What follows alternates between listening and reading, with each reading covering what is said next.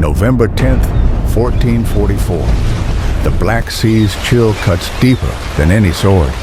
Here, at Varna, a fragile alliance of Hungarians, Poles, and Wallachians gathers, 30,000 souls baptized in the fervor of holy war. Their king, Władysław III, is barely 20 summers old. Their enemy?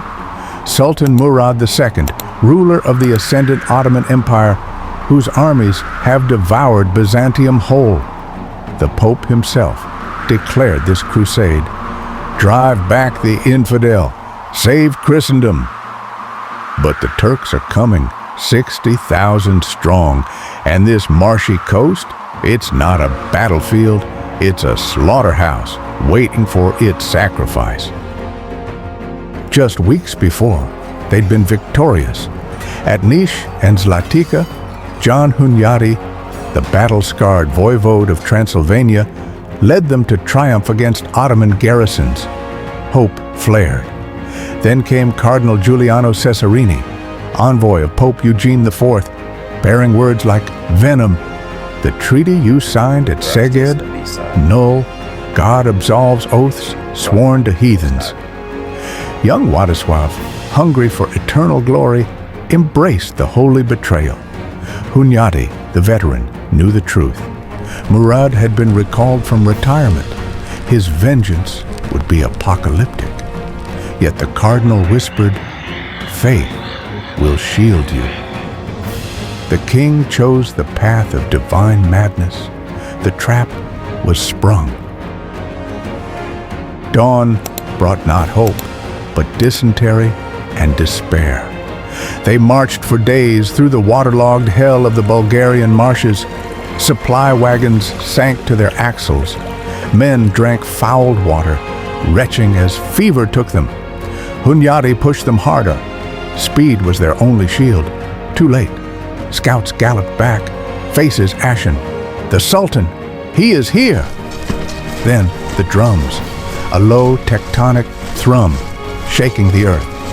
Cresting the Franga Plateau, Murad's host materialized, 60,000 strong, Janissary infantry in steel, Sipahi cavalry like a bristling forest of lances, artillery batteries grinning with iron teeth. The Crusaders stood exposed on the marsh's edge. No retreat, no mercy, only the sea at their backs and death before them. Hunyadi's genius ignited. "Wagenburg, now!" Men heaved, chaining supply wagons into a fortress wall. Archers scrambled atop. Crossbowmen cranked windlasses. As Ottoman Azap skirmishers charged, Hunyadi unleashed his Hungarian knights, a thunderous hammer blow shattering the Turkish left flank. For one glorious moment, victory shimmered until the world exploded. Murad's cannons roared, the first field artillery in Balkan history. Iron shots scythed through timber and bone. Through the smoke, the Sultan's ultimate weapon advanced. The Janissaries, Europe's first professional standing army, lockstep, relentless, muskets leveled. Their chant, "Allah, Allah," drowned the Crusaders' prayers. The Wagenburg became not a fortress, but a pyre. Amidst the carnage, King Władysław saw it. Murad's personal tent, golden banners fluttering just 500 yards uphill. Divine providence. Ignoring Hunyadi's raw-throated roar, "Majesty, no!" The young king gathered his 500 Polish knights. "For God and glory!" they charged. A gallant, ghastly mistake. The Janissaries parted like a curtain. Beneath the mud, Ottoman sappers had dug pit traps lined with spikes. Horses screamed, impaled. Knights in gilded armor floundered. Sipahi cavalry closed the jaws. The king's white stallion fell. Władysław rose, swinging his sword, until a shadow fell over him. A Janissary's Kili blade caught the pale sun as it descended. The last king of united Poland and Hungary died not on a throne, but face down in Varna's mire. his crusade dissolved in blood and hubris. Panic is a contagion deadlier than plague. When the Turkish ranks parted again, it wasn't to retreat, but to raise their trophy. Władysław's severed head impaled on a janissary spear. A wordless scream tore through the Christian ranks. The Wagenburg collapsed. Men threw down swords, fleeing blindly toward Lake Varna's icy embrace. Weighted by armor, hundreds sank like stones. Cardinal Cesarini vanished. Dragged under or torn apart, none knew. Only Hunyadi, the pragmatist, cut his way out. As Ottoman riders butchered the drowning, he spurred west. Behind him, the Black Sea turned crimson. Ahead, the fall of Constantinople.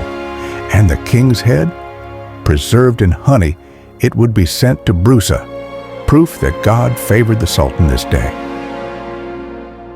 The ripples of Varna drowned empires. With Eastern Christendom's last field army destroyed, the path to Constantinople lay open. 9 years later, Mehmed the Conqueror, Murad's son, breached the Theodosian walls with cannons forged in the fires of Varna's lesson. The Queen of Cities fell. Hagia Sophia's crosses were replaced by crescents. Bulgaria, Serbia, Greece swallowed whole. The Balkans bled under Ottoman rule for 400 years, all because a king chose zeal over wisdom on a swampy shore. Varna wasn't just a lost battle. It was the hinge upon which the door to Europe swung wide open for the East. Today, a shattered stone sword points accusingly at the Varna sky. Had Władysław waited mere minutes, Hunyadi's reserves might have turned the tide. History pivots on such madness. The marsh grass whispers their names. The Black Sea still sighs with their drowned breath.